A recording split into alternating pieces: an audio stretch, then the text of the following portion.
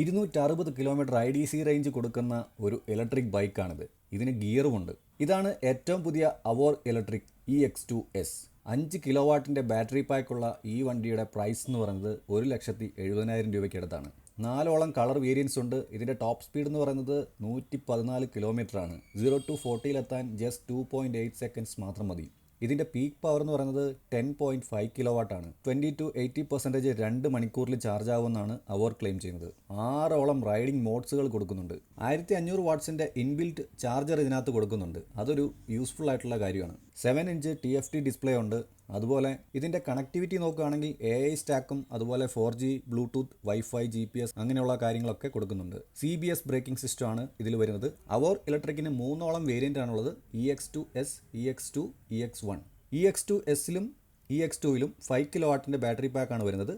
അതേസമയം EX1ൽ 3.24 kilo വാട്ടിൻ്റെ battery പാക്കാണ് വരുന്നത്.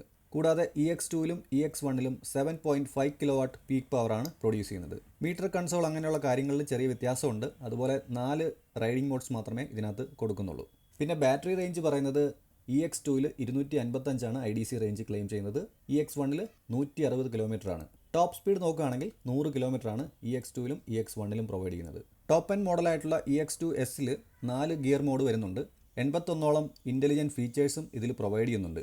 5 വർഷമാണ് ബാറ്ററി വാറൻറ്റി അവർ പ്രൊവൈഡ് ചെയ്യുന്നത്. ഓവറോൾ ഇതിൻ്റെ ലുക്ക് വൈസ് നല്ലൊരു ഡിസൈനായിട്ടാണ് എനിക്ക് തോന്നിയത്. അപ്പോൾ ഈ ഒരു വണ്ടിയുടെ ഫീച്ചേഴ്സും പ്രൈസിങ്ങും ഒക്കെ എങ്ങനെയുണ്ടെന്നുള്ളത് നിങ്ങളുടെ അഭിപ്രായം കമൻറ്റ് ചെയ്യാൻ മറക്കണ്ട.